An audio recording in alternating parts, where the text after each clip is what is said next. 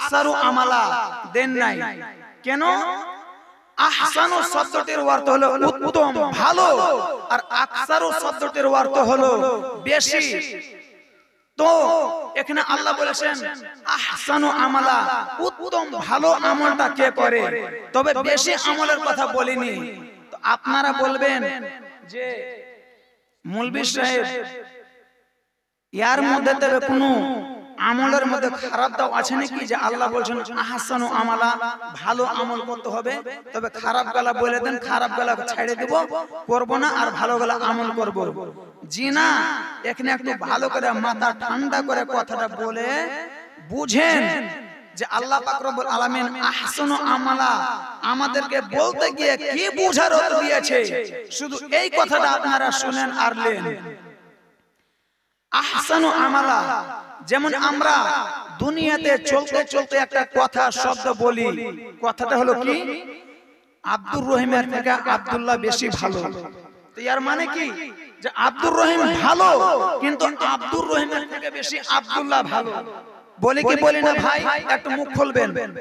তারপরে আমরা বলি কি, খাদিজার থেকে বেশি ব্যবহার, উত্তম চরিত্র, কথাবার্তা, তার রূপ ঢূপ বেশি আয়েশার ভালো। এই কথা বলি কি বলি না?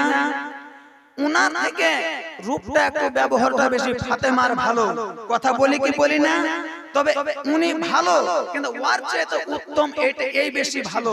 এখানে আল্লাহ আহসানু আমালার অর্থ হলো যে যখনই তোমরা কোরআনের কথা শুনবেন, আল্লাহর কথা শুনবেন, রাসূলের কথা শুনবেন, সঙ্গে সঙ্গে মেনে নিল, সঙ্গে সঙ্গে ঈমান নিয়ে চলে আসা হলো, এটাই হলো আহসানু আমালা। আহসানু আমালার শব্দটির অর্থ হলো যখনই আল্লাহর কথা শুনে নিল, তখনই আল্লাহর উপরে ঈমান নিয়ে চলে এলো। আমার ভাইজান সুদ খাচ্ছে, মৌলভী সাহেব বলছে ভাই সুদ খাওয়া হারাম, আস্তাগফিরুল্লাহ, আজকে থেকে সুদ খাবো না। আহসানু আমালা, আমার আরেকজন ভাই চলে এলো, ভাই রে জিনা করা হারাম, জিনা করতে হবে না, অনেক বড় মহাপাপ। আমার ভাই ঈমান নিয়ে চলে এলো, আস্তাগফিরুল্লাহ, আজ থেকে জিনা করব না। বিচার করতে যেছে, নাই বিচার হয় না, ঘুষ খেয়ে নিছে। আমার একজন ভাই বলে দিল, ভাই রে ঘুষ খাচ্ছ, এটা হলো হারাম। সঙ্গে সঙ্গে ঈমান নিয়ে চলে এলো, আস্তাগফিরুল্লাহ, আজকে থেকে আর যেন আমি ঘুষ সুদ কিছুই খাবো না। এটাই হলো আহসানু আমালা, যে শোনার পরে পরে আমল করতে শুরু করলে। তারপরে কি, ওয়া হুয়াল আজিজুল গফুর। হে আমার বন্ধুগণ, আল্লাহ পাক রব্বুল আলামিন বলছেন, বান্দারে তোমরা যদি ভালো আমলগুলো করো, আমি আল্লাহ সমস্ত গুনাহ খাতা আমি আল্লাহ তোমাদের মাফ করে দেব।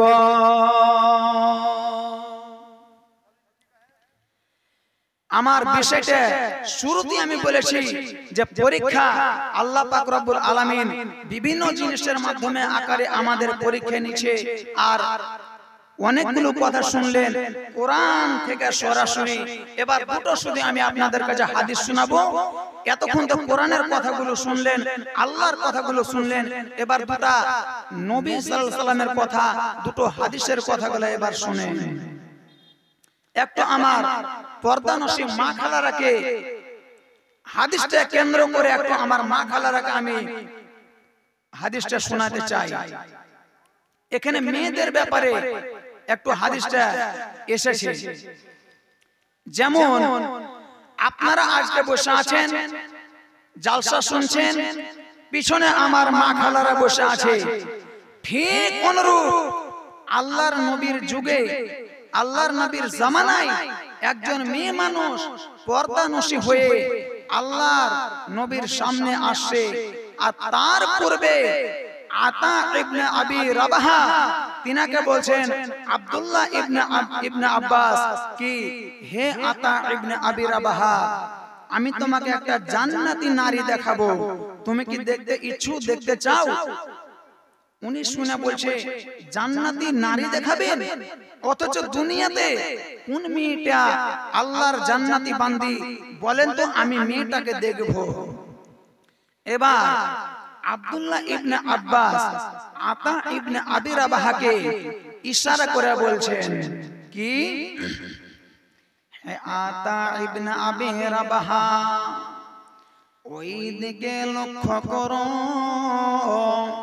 ওই যে তোমার চোখের সামনে একটা মেয়ে